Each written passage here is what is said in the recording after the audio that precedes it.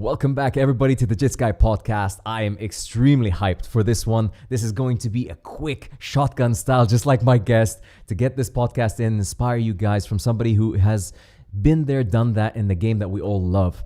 He's a Shorin-Ryu karate black belt, a judo black belt, a former student of Greg Jackson in Albuquerque, New Mexico, studying wrestling from the likes of Mike Van Arsdale, a striking coach, Mike Winklejohn.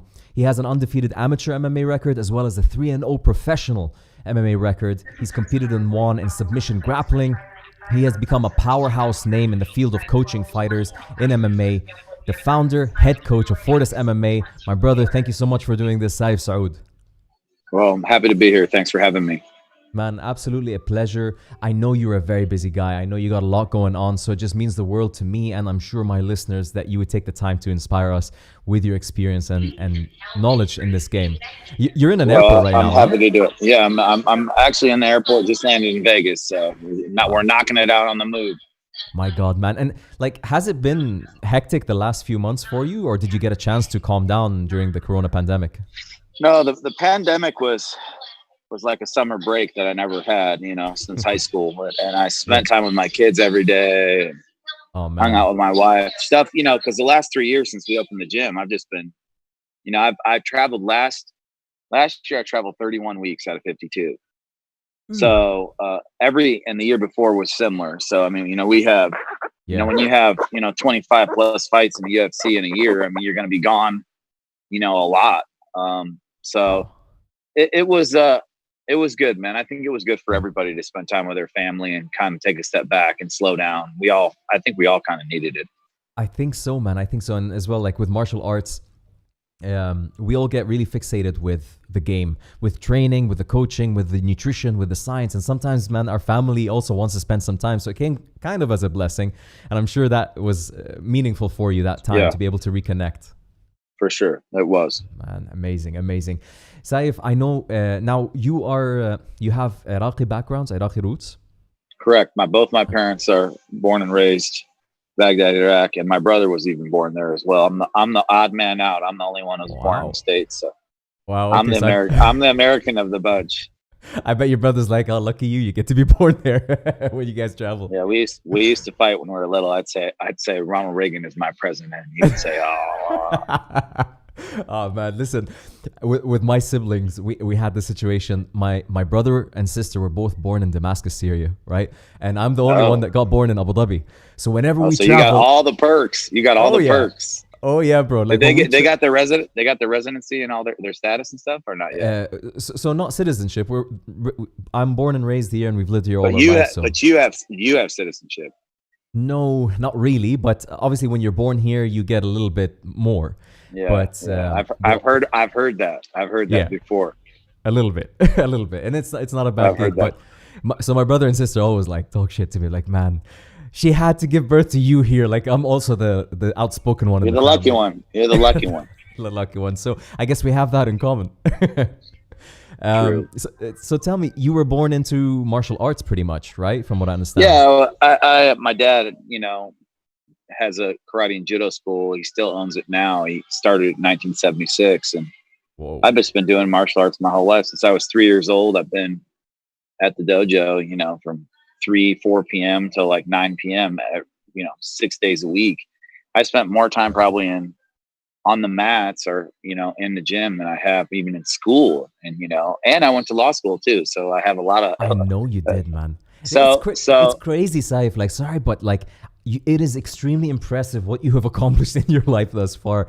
From combat to education to bodybuilding, you don't stop. No. I mean, listen, you only live one life, and you've just got to set high expectations for yourself. And every time I find myself doing something, amazing. I always want to take it to the next level and the next level. And, that's just how it is. And that's how you do one thing is how you do everything, Yes. So it just becomes a mindset. And then, it's I've been fortunate. That's very true. And so, like, I love to hear stories of people whose parents were involved with martial arts, because it tends to lead to really high quality martial artists. To have your father as a martial artist, then you, and now you're coaching others. How was it to your father seeing you getting into the martial arts and starting to coach? I think we come from a family of teachers. my brother was a professor. Oh, my dad, I think it's in our blood. I think we get it from our dad. yeah. The great Sayif Saud. Love it. And I think that for me, I wanted to be a pro athlete till I was about 30. I wanted to accomplish everything. I wanted to have the credentials, but I always knew I wanted to open a gym because the only thing I don't get sick of doing is working out. That's my one thing. Just like jiu-jitsu, you just don't. Doesn't matter. Yes. You never get sick of. You never leave the mat and go, "Oh, I wish I didn't come here." Never, not one time, never once in your life. Absolutely. So I always wanted to make a place that I could have, that I could make a life from. And also I felt like I had more to give and offer as a coach, just because I think I was selfish when you're an athlete. You got to be selfish. It's got to be about you and absolutely and your situation. And I don't know, as you get older, I just think that there's a transition that happens kind of naturally. I think when you have kids, that transition happens really quick as well, right? Yeah, that's exactly right. You got kids? Yeah, I have 2 kids. Yeah, well, there you go. I got 2 girls too. So man, like it's amazing because when you have kids, you realize that your life is not yours anymore. Now you live for them. That's right. And it just a switch, it goes off. You try to tell people that. It's the biggest blessing ever, and you become more successful too, because you're on the hunt way more. You're way, way more focused and fixated on tangible goals, your money, your where your family is, their safety, security. So I think that, I think having a kid is fuel, man. I tell my guys, I say, hey, don't discount what that could bring. So, because, we have that conversation all the time. People, I got so much going on right now. I don't want to have a kid. It's going to slow me down. I'm like, actually, no, it's going to fucking make you 20 times better. You're going to focus. You're actually going to really start accomplishing things, because when you have people always rise to their level of environment. I mean, I'm a big believer in that. I mean, I've seen it time and time again. So if you're put in the right environment, and most guys, are decent guys, man. They're going to take care of their kids, and it doesn't matter who they are before you kind of see them turn around, when they become fathers. So very special. 100%. And this is the interesting thing about having a baby girl as well, because in Arabic tradition, we consider having a baby girl as barakah. Like it brings blessings with it, right? Yeah, big time. And it seems like in my brother's life, in my life, I love my son, and so much blessing came with him. But with my daughter, when she came, so much happened in my life. Up to her everybody says that. Yeah, I don't know why it is. I have 2 girls, and I'm living my dreams. I mean, I feel very fortunate and blessed to wake up every day, and and we become one of the best gyms in the world. And those are all the things that you dream of, as a kid in Fort Wayne, Indiana. But I think all of that happened after my girls were born. And I had an old Persian guy tell me that. He said, "Oh, you're so lucky." Yes. He said, "Every time you have a girl," he said, "Oh, you're gonna make double money, and everything's gonna happen to you. You're gonna have so much success." Yes. And I was like, yeah, all right, man. Like, all right. But I never forgot that. And whether that's true or whether we just work harder for girls, because when you have a daughter, it's like you're there. I mean, it's like you're in love, and you'll do anything for them, anytime, anywhere. When you have a boy, I don't know. I would kind of be like, figure it the fuck out, man. Like tough love. Yes, exactly. Yeah. When I was 3 and 4, I was tough, so I mean, I was competing in judo at 5. I mean, I remember, my mom tells me, she said, you were tough. So I can't stand when I see weak boys, but man, it's a different world, dude. We it's 2020. So things are just a little bit different. Yeah, 100%, man. And you're so right. Like with my son, I want him to be tough. I know life's not easy and daisies and butterflies. So I'm always giving him not tough love, but just like making sure that he can handle himself. With my daughter, I'm just butter in her hands. Like I can't do anything. Whatever you want. Yeah, you're done. Yeah, and I think that there's a big role. This is where I think martial arts also comes into play for us as men. As fathers, we like to represent what a man should be for our daughters, right? We want them to be able to tell what a good man is and the wrong man is. So that is where your role is. And I think martial arts and your job and what you do with Fortis is like, it's a perfect situation actually as a role model for boys and for girls. Yeah, it has been a blessing. You know, my daughters both do jits, and Let's both go. competed. They both competed for the first time. I don't know, right before all this happened. Wow. And Okay. I cornered them both. I coached both of them, right? And all these people were coming up to me like, I can't believe you're here. What are you doing here? Because everybody recognized me. They were like, what are you doing here? And they goes, that's your daughters, huh? I said, yeah, those are my daughters. So, Man. but my youngest, I was so proud of her. She went against the first seed, first one. She lost. She got rear naked choke right away. And it was bad. I mean, it was a deep choke, right? Okay. And my wife comes to me after and she says, she's done. I don't want her going back in there. Because it was, I think, double elimination. She said, I don't want her going back in. That's it. And I said, you said, this is where she learns, like, to face her challenges in life. And if she can get back in there and face this fear, even if she doesn't win, that's a win. Wow. Right. And so then I went and cornered my other daughter, who did phenomenal. And she ended up with a bronze first tournament. And she smashed it. She smashed a couple girls. She lost by an advantage in the final. So I was proud of her, you know, before the final. She lost an advantage to the girl that ended up winning. And I mean, she just, you know, she did really well. So then my other daughter, I went over there and I said, listen, you got to get back in there. I said, Layla, her name is Layla. I said, Layla, you got to do this. I said, you got to do it for you. She's like, okay. So she goes in there with this girl and the girl takes her back and she sinks in the choke. And I'm like, fight the hands. I'm like, 2-on-1, fight the hands, fight the hands. And just little 5-year-old, 6-year-old girls, she's actually just was 5 at the time or just turned 6. She's pulling the hands and she's fighting it and fighting it. And I'm watching her. I'm like, you got to spin, fight the hands and spin. And she got out. So she lost the match, but she survived that position and she beat that position. Huge. And I told her, I said, I'm so proud of you. Like, because, you know, the initial match messed her. Her first match, she gets smashed by some girl, ends up winning. Who's really good. You know, there's a lot of different levels at that age at 5 and 6-year-old kids. Scary these days. Yes. Yeah. So, but I was really proud of them. And I told them, I said, listen, I respect both of you now. I said a lot, because when you were willing to go to battle like that and blade on the line, I said, that's what life's about. And I said, you both did it. I said, I don't care if you're little kids. I mean, you still did it. It's the same thing. Right. So, and they were like, well, thanks, Dad. And I said, yeah, no, I'm proud of you. So I'm going to keep them training and competing, and COVID has kind of messed it up a little, but I really want them to flourish and understand the ground game for themselves, to protect themselves, and just in general, you know. Man, they're lucky to have you. Just hearing that makes me so happy. It's such a beautiful thing to be able to have this talent, to be able to present adversity at that level to your kids so young and watch them overcome it. It's incredible for them. Yeah, I was proud, and you know, these are the lessons that you glean from martial arts. You know, there's nothing harder than what we do. What we do is I've seen the toughest guys come in there, and you know, you're one-on-one. Whether you're rolling with someone, whether you're fighting them, it's you versus them, and one of you is going to outwill the other one. That's it. It's that simple. And that in itself, having the courage to do it. Yes. Right. And then not win, and then go back.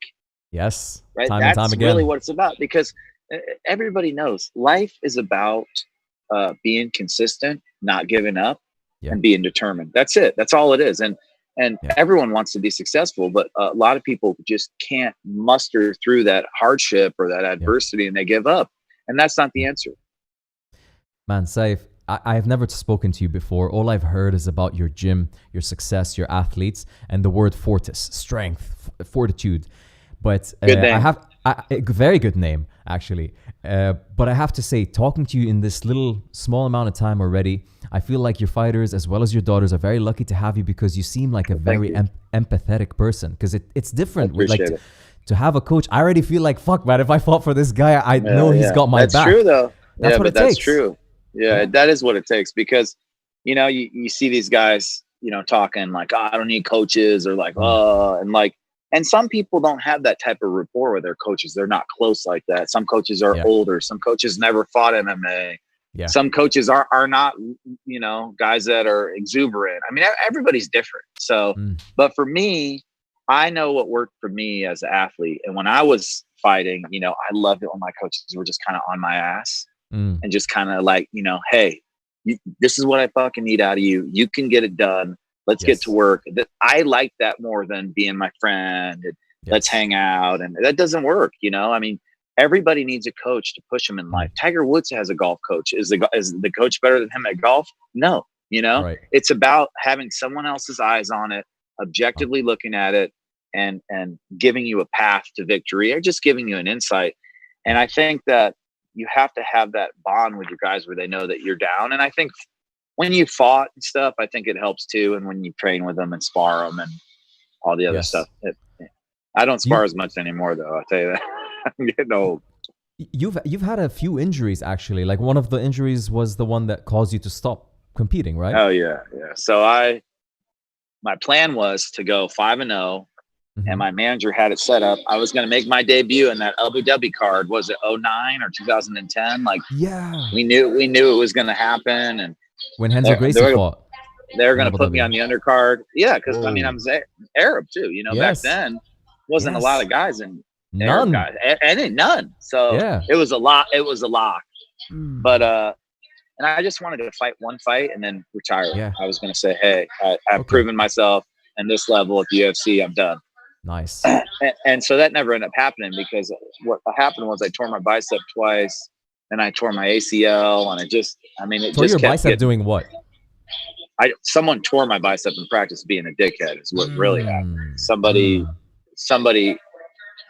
got me in a triangle, and I stood up, and they fucking switched to the arm bar. And my whole body was up in the air. So it's a long story, but look, that's the biggest blessing in my life, because it started me towards my career path that I wanted a little sooner than I wanted it to. Wow. But if it wouldn't have been for that, maybe I would have missed out on these opportunities. Maybe my timing wouldn't have been the same. So God always has God has a perfect plan. And I feel very fortunate. You know, it's where you end up landing, and I landed where I really wanted to be. So it's funny how when you really start trusting whatever you believe in, whatever you feel is the right way in terms of spirituality, but when you just trust in life and what comes at you and roll with it, it seems to work out. When you resist it, that's when you eat shit in life. Yeah, that's when you eat shit. But the truth is too, Jits teaches you. So think about before you did jiu-jitsu, right? How fucking dumb you were. I'm tough. You know, I'm this and that. Like, you really think that you're fucking somebody. Like, and everybody's that way, right? Especially 100%. Arabs, Hey, but like, I'm so tough. You know who I am. You know what my name is. You know what my family. Like, it's a thing. Yes. And when you do jiu-jitsu, it erases all that shit. Because someone who doesn't look like you, who's twice your size or twice smaller than you, or whatever, or you think, oh, look at this guy, he looks weak, kicks your ass all over the place, and you realize in that moment, like, oh, I don't know shit. You know, I got to learn this. And in that journey and that willingness, really, you see a lot of beautiful things happen with people. And MMA obviously is a different expression of the same concept, a more aggressive version of it. Yeah, it is. For sure. I think this is honestly, Sayif, the reason the UAE adopted jiu-jitsu wholeheartedly is because they didn't want to just breed winners. They can pursue that in different things, but what they saw jiu-jitsu does is it teaches you how to lose and how to overcome loss. And that's the biggest lesson from it. You end up really losing too much. You lose every day, multiple times, tapping out 3-4 times per roll in the beginning. But you never quit. You never quit, exactly. How many things do you do in life where you get beat up that badly and keep coming back? You don't quit. Yep. And so that's the beautiful thing, the synergistic effect that jiu-jitsu has that you see in people. I mean, you know, you see it. Like, look. I mean, why are you doing this podcast? Because you fucking love jiu-jitsu, and it just kept going and going and going, and now you're figuring out a way. How do I do it and be a part of it? And and I mean, listen, having a passion in life is such a gift and a treasure, because you know, not everyone has a passion, man, and life is about passion. So it's a blessing. You know, and I love that within this fight game, within MMA and jiu-jitsu, there's more than one way to tackle it. You don't have to go down just the fighter, the competitor. No. You can be a coach, you can be media. There's so much to be a part of it and grow it. And that's where it fulfills me, let's say, in terms of having a passion. Yeah, I mean, but at the end of that, you're a purple belt? Aren't you a purple belt? Purple belt, yes. 2 stripe, 3 stripe, what, 4 stripe? I don't know anymore, bro. Like, I think they forgot about me. How long have you been training? It means you're at a good gym. How long have you been training? I've been training for about 8 years now. Yeah, that's perfect. Purple belt. You're you train at a good spot. You got a good coach. Thank you. Because that's the way it is, man. Yeah. It's and once you get your black belt, things kind of change. But the reality is that the journey through to it is really the awesome part. Not getting the black belt, but the journey to the black belt. And purple belt is when you really see a guy where you go, this guy's a fucking purple belt. He's so tough, right? Because he's in that spot where he's very advanced. Started to click. Hasn't gotten his brown belt yet because for whatever reason, brown belt's a big one. Injuries. Yeah, whatever. Yeah. But no, I love it. And I love being able to facilitate seeing that change for people who come into my gym because, I'm big on our jiu-jitsu program. We have great jiu-jitsu coaches. I mean, they are awesome. Nice. And really, again, seeing people come in, no experience, nothing, fall in love with the process of training and it becoming just an integral part of their life. I need to say that, the students we have at our gym are just such a beautiful community. I mean, 75% of them paid their membership for the 2.5 months we were closed or 2 months we were closed. Man. And they all messaged me and said, hey, this is important to me to support the gym. It's important for me. The gym is home to me. It means a lot. It means a lot to me. And I mean, I told everybody, I said, I'm not going to forget this. Like, I told all the students, I'm not going to forget your loyalty to the gym. So it really is something special. It's that bond, man. And it's so difficult for people who don't train martial arts to understand this. They look at us like, you guys are a bit overdoing it. And they just don't get it. It's really gives you that much, man. It really gives you so much in life. It does. It gives you all of the real ingredients for life. So it really does. Yeah. Yep. I wanted to ask you, Sayif, something very interesting happened recently, and a person who I like, Bully B. So, my man Bilal, I'm real proud of him. Really proud of him. We all are. And as a Palestinian, I'm very proud of Abdulkarim Salwadi, Bilal, and all these guys showing up in the biggest ways and representing. What I love about the story is how he actually fought against your team in the beginning, right? Yeah. And then he came to you. He came to me and, I knew who he was and, wasn't crazy about the idea of fighting him for, why. And, but we didn't know each other. We didn't talk or anything. Sure. And, whatever. We were at fight week. Hey, what's up? Yeah. I mean, he trained in a totally different place. Yes. So Jeff won the fight. I knew it was going to be tough because I told myself, this kid's a Palestinian, man. He's not going to fucking quit at all. I said, I'm telling you right now.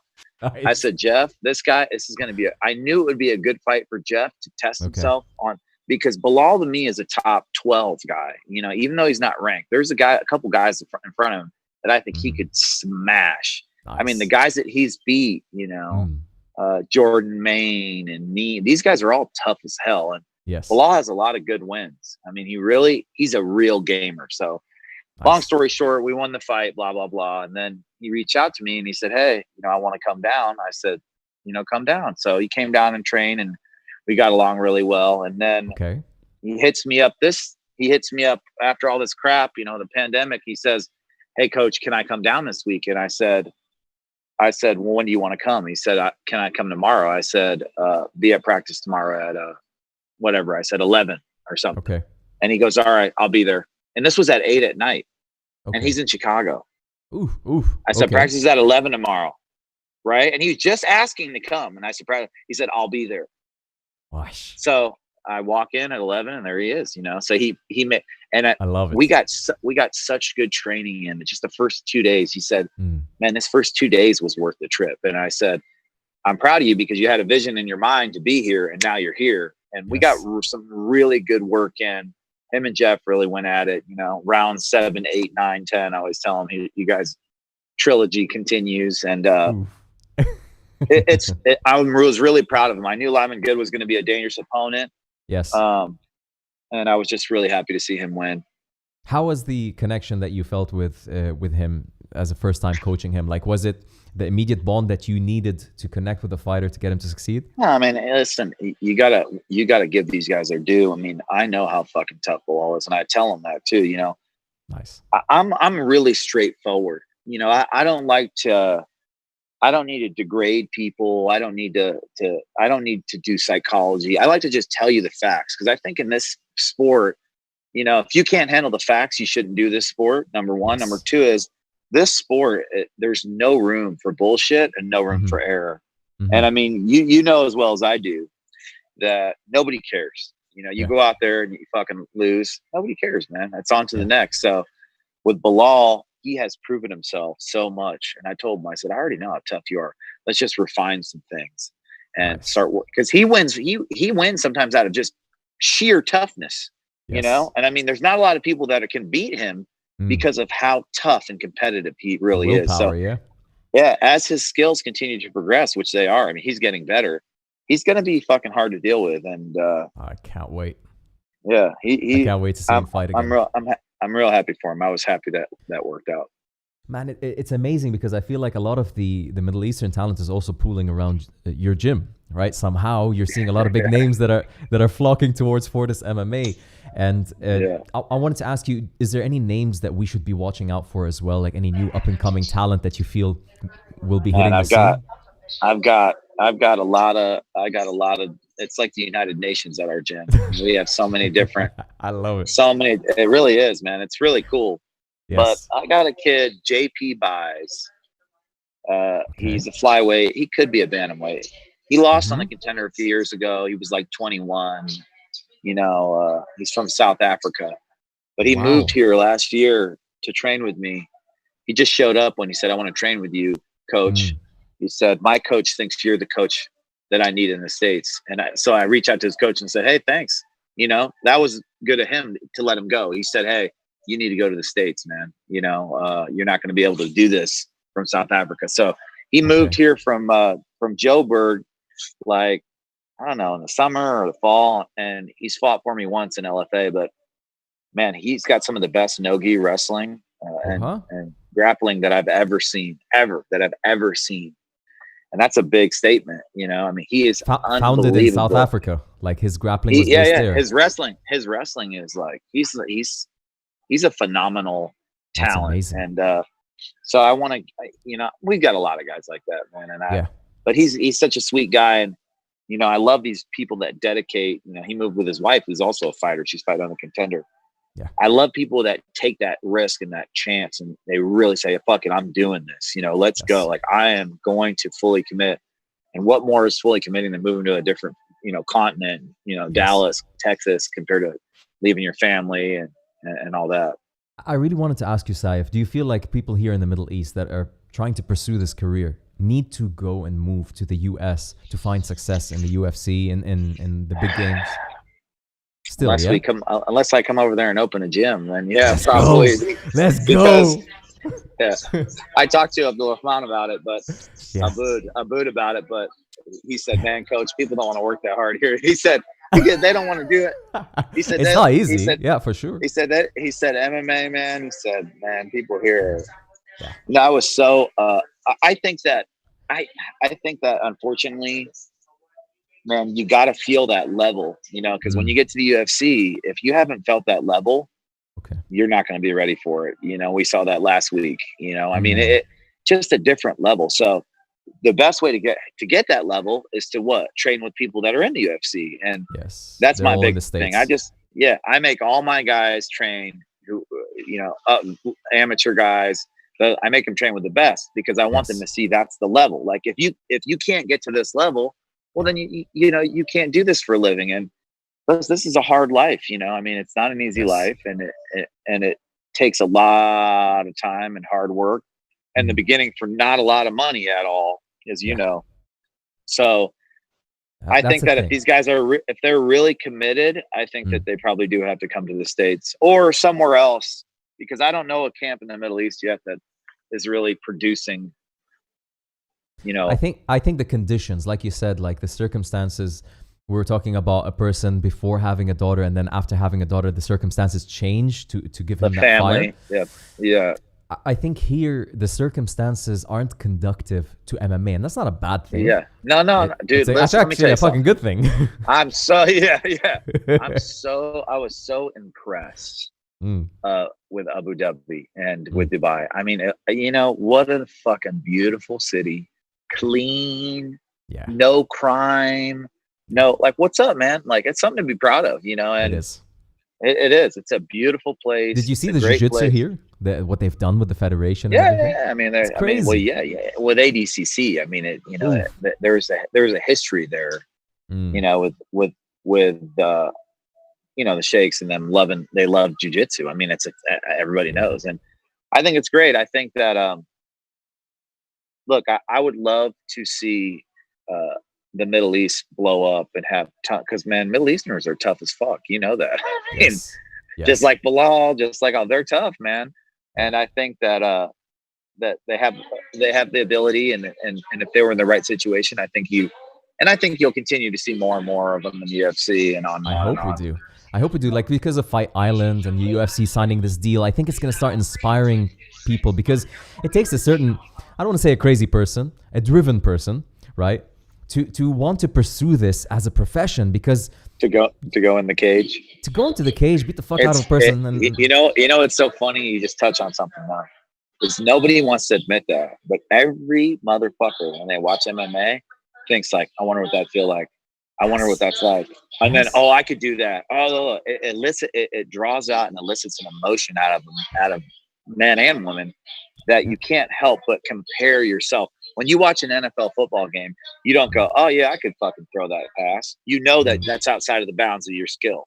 Yeah. When you watch a basketball game and you see someone dunk a ball, you don't go, oh, well, I could do that. But fighting does that to everyone for some reason. They think they can do it because it's part of our DNA. Yes. So what happens is you've got this crazy, you know, opinions and crowds and also a lot of negative shit online that I see that really breaks my heart, because the reality is there's nothing fucking harder than MMA. I mean, I'm telling you, there's not. Getting ready for an MMA fight at a high level, do the work that Bilal just did, doing 5, 6, 7 rounds with fresh guys coming in there fucking beating you up, bigger than you, stronger than you, and not giving up and not quitting, man, that is not easy to do. And doing that for 3 months, you know, or 2 months or whatever it is, day in and day out, weight. And then having the mental fortitude to do all the preparation is so hard. I mean, it really, you, how old are you? 34. You should do one amateur fight. Oh. you do one amateur while you can. Yeah. You know, because you still, you're getting close, right? You got another year or two. Yeah. But you should do one amateur. I hope more, man. No, I'm talking about for fighting. I'm saying for fight. For jiu-jitsu, but for fighting. But what I would say is, just like we're talking about this journey, man, you will find out so much about yourself. And fight someone who also doesn't, you know, is a Jits guy who doesn't, you know, doesn't have any MMA fights. I believe in that. You got to match yourself up, but you should think about it. I love it, man. I love how you're already pushing me. That's the coach in you, man. You just reach out into people and pull out fighters. It's definitely you hit the nail on the head when you say it's a primal thing that every human wants to test themselves, and we end up inflating our ego while not having any substance. And it's so true. It's a sobering experience to fight. It is, because like I said, men think they can do 3 things. They think they can drive, they think they can fight, and they think that they can, you know, what else? And the reality is most of them aren't good at any of those. They're not good at any of them. All 3, they're a failure. So fighting is the biggest one where, you know, and for me, I don't know, I love it so much because it's the most purest form of competition. I really think it is. And it is. And in a world that's so full of so much bullshit now and political shit, and everyone's trying to get famous. Everyone wants to be famous. That's the thing. Like, let me just agree with what everyone else says. And how do I get a tagline? How do I get fighting?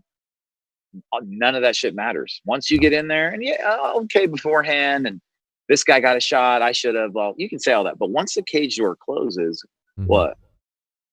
It doesn't get any purer than that, you know? Absolutely. So, like in jiu-jitsu, we say the mats don't lie, and that's just in jiu-jitsu. No, the cage doesn't fucking lie either. The cage does not lie.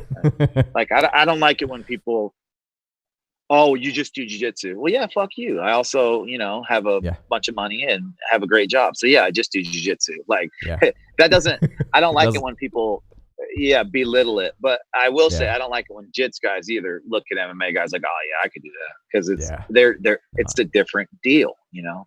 It absolutely is, and I respect respect all of them. I respect exactly. I respect the high level Jits guys. That's fucking awesome. I respect exactly. You know, if you're high level in whatever you're doing, you deserve respect, man. Yeah, man. I tell you what, Sayif, I just hope my daughter never faces your daughter in a BJJ competition, because you will outcoach.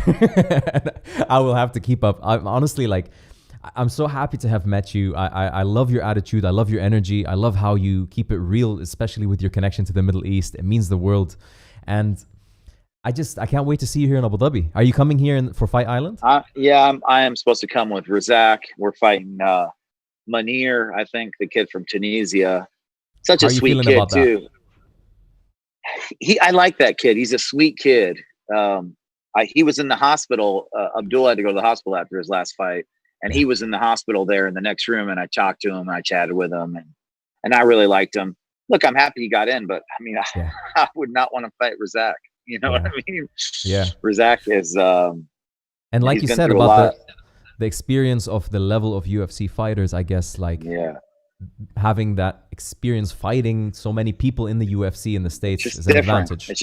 But I'll tell you that Munir is tough as shit. I saw him in Brave. He's a tough, big kid, and he's in a top-notch environment as well. Yeah, he's not to be taken lightly. You know? No, absolutely not. But I don't know if we're going to be able to kidnap you from Fight Island just to talk or see you, because everything's locked down. No, everything's locked down. And I did some TV last time I was there. I had a good time. Like I said, I went all over the city. So it's going to suck for me, because I think we're going to be locked down. Yeah. I think so. I'm literally a kilometer away from Fight Island, and I can't even step foot near. They've taped it out. The hotels are blocked. You can't do shit. Hosani, who interviewed you, Mohammed Al-Hosani, he's locked there with the boys, and they're 2 months going to be stuck there. Oh, he's going to stay there though, inside? They're in the hotel posting pictures outside the window, locked in like kittens, man. It's crazy. So they're in the W right now? They're there. So they're locked in. He's just going to post out there the whole month. That's it. Yeah. It's crazy. That makes sense though. That makes sense. They get tested and they stay there, and then they can cover the whole thing. It's safer. It's like they're back in the dorms, back in school, and hanging out, boys, and talking UFC. So it's fun. Yeah, it is fun. Man, listen, I appreciate you taking the time. I know you've got a lot going on. I wish you all the best. I wish you all the success, brother. Thank you, Habibi, so much, really, for doing this. I appreciate that. And listen, I'm happy to come on anytime. And you know, maybe one day we'll have a Fortis Abu Dhabi. Let's do it. I wish you can run the Jits program and get it moving. And we'll come over there. We'll get you one fight, one amateur fight. Oh shit! One amateur fight. Let's right, go. Someone you don't like. There's got to be someone you don't like. Somebody. I'm a pretty agreeable guy, man. But I'll find somebody. I'll find somebody. You'll find somebody, right? You'll find somebody. How much do you weigh right now? I'm overweight at 95. I used to box. I boxed for 8 years before jiu-jitsu. You weigh 195 right now? No, 95 kilograms. No way. Oh, 95 kilograms. Yes, sir. So yeah, that's not that much. What do you compete at jiu-jitsu? 85. 85. All right. Yeah. Okay. Let me know. We'll fly you over. You can do your camp over here. Hell yeah, man. Hell yeah. Listen, there's a lot we're going to be talking about in the near future. I know and I feel. But man, I would love to, honestly. This whole journey, I'm still in the halfway of jiu-jitsu, and there's so much more to experience, I believe. You let me know. Yeah. I'm here for you. You fuck with my head, man, before you head out. I like it. Alice. You hear me? Yeah. Yeah. All right. Can you hear me? Yes. I appreciate you, man. Thank you so much for your time. Safe travels. Can you hang in there just for a second? I'll wrap up the podcast. Yeah. For sure. Thank you. Thank you very much, everybody on YouTube, for checking this out. I hope you enjoyed this podcast. Thank you, Sir Sayif Saud, for doing this with us.